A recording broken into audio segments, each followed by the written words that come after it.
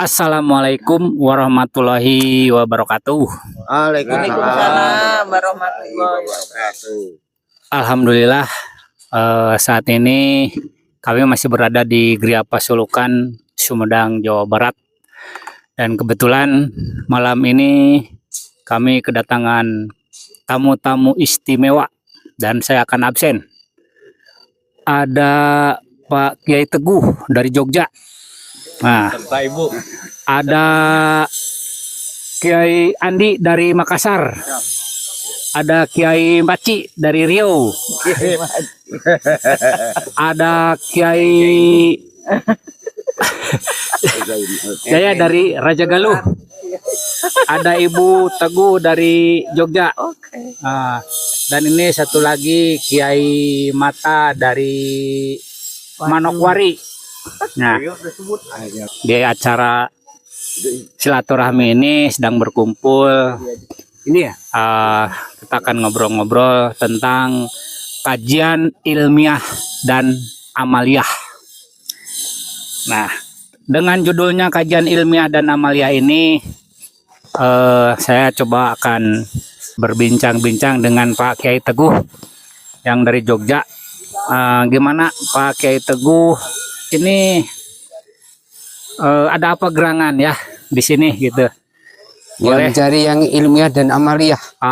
Mencari yang ilmiah dan amaliyah. Passwordnya? Metodologi agama, perspektif tasawuf eksakta ilmiah dan amaliyah. Wah, mantap. Ini khusus untuk orang-orang yang berilmu, karena ilmu ilmiah dan amaliyah. Monggo disampaikan.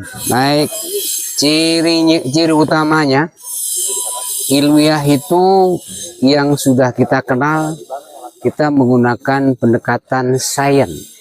Sains. Jadi selama ini kita mengkaji tasawuf, thariqat, terutama bicara tentang roh, rohani, itu yang dianggap gaib.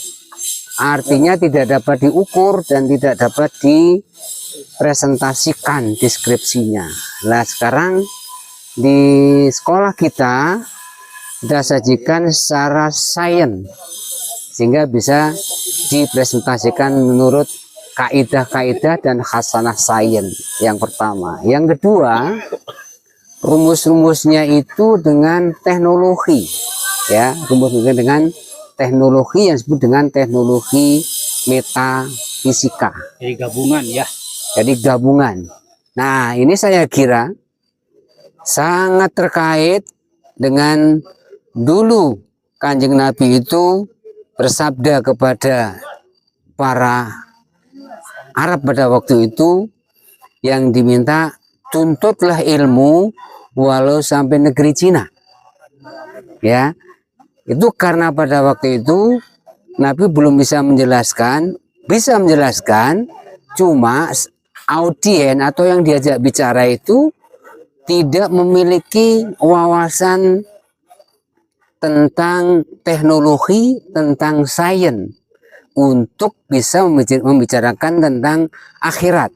Di mana akhirat itu adalah dimensi ruh, sehingga Nabi tidak dapat menjelaskan secara saintifik, secara eksakta, karena kekurangan bekal pemahaman atau khasanah pengetahuan tentang eksakta, tentang sains, ya, maka tidak serta-merta dapat dijelaskan roh itu secara teknologi, secara sains. Nah, sekarang ini sudah dideskripsikan itu secara saintifik, secara sains, dan secara teknologi, sehingga bisa kita menggunakan pendekatan ukurannya adalah secara metafisika, ya, secara metafisika. Dimana kita tahu bahwa metafisika itu adalah fisika di alam meta. Artinya rumus-rumusnya itu sebenarnya identik, rumus-rumus metafisika dengan rumus metafisika identik dengan rumus fisika. Maka dijelaskan, diuraikan secara fisika untuk menganalogkan ke arah metafisika. Jadi begitulah kira-kira penjelasan akan menggunakan kaidah-kaidah fisika yang itu identik dengan metafisika. fisika. Roh itu identik dengan metafisika. Nah, kira-kira penjelasan seperti itu. Jadi ada identik roh yang dulu dianggap adalah gaib, yang tidak dapat dijelaskan, tidak dapat diukur, kemudian jadi mundur lagi jelaskan secara metafisika. Metafisika digunakan rumus-rumus fisika. Lah, fisika ini adalah sains dan teknologi. Jadi metafisika di alam fisik. Ya, Nah, gitu ya, fisika di maksudnya. alam meta itu namanya metafisika. Kira-kira gambarnya itu sesuatu fisika, tapi di alam meta di balik fisika, ya. Di balik yang kita paling tidak kenalnya dengan fisika kuantum. Lah, kira-kira kita mengenali roh secara metafisika seperti itu, dan begitulah rumus-rumusnya yang itu bisa di metafisika bisa diperlakukan menggunakan rumus-rumus fisika. Demikian pun ketika roh itu dengan metafisika bisa diperlakukan dengan rumus-rumus metafisika yang identik dengan fisika. Itulah letak teknologi dan eksaktanya di situ. Jadi menjangkau sesuatu yang di luar kemampuan akal manusia dengan cara dan metodologi. Ya. Gitu, intinya. Kalau menurut Pak Idin gimana dengan metafisika dan fisika ini?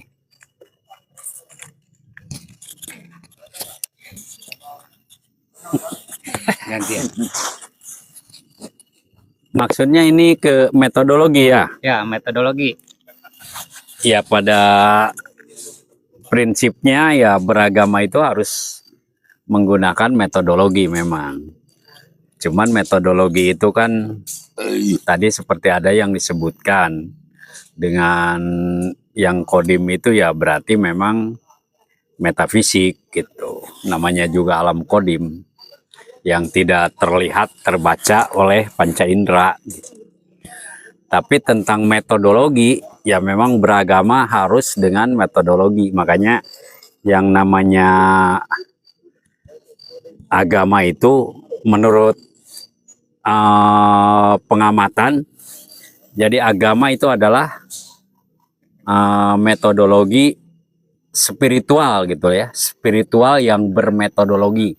Nah, kita berspiritual itu sebetulnya udah ke ranah metafisik juga, tapi di alam fisik gitu.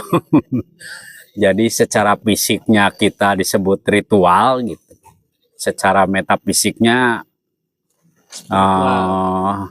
spiritual gitu, berspiritual. Jadi agama itu spiritual yang bermetodologi gitu. Tanpa metodologi tidak mungkin akan terjangkau agama itu. Barangkali begitu menurut saya. Mungkin Dan yang ditempuh oleh Nabi itu ikuti ya. Kata kuncinya adalah ikuti ya. Ikuti ya. Ikuti berarti mengikuti langkah demi langkahnya Nabi. Nah, langkah demi langkahnya Nabi itu memang di sini Nabi mengajarkan kepada kita itu dua.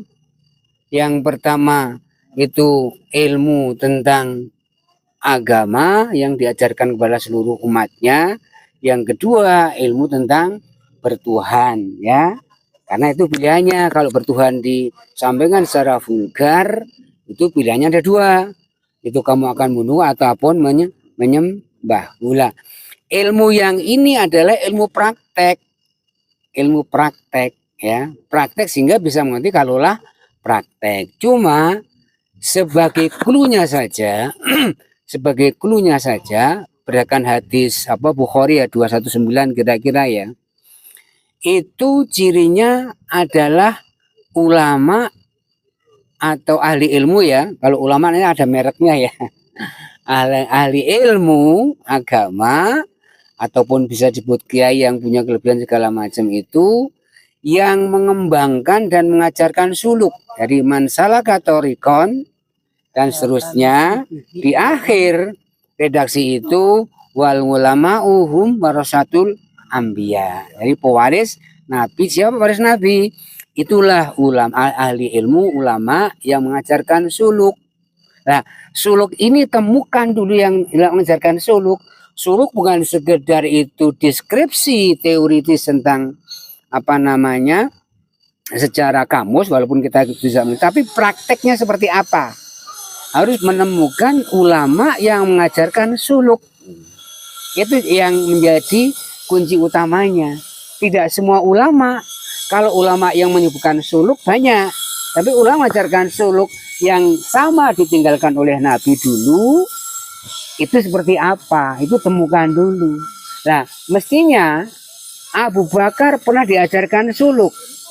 Bagaimana Nabi juga suluk ya. Nah, yang dilakoni Abu Bakar seperti apa? Ketemukan dulu ya.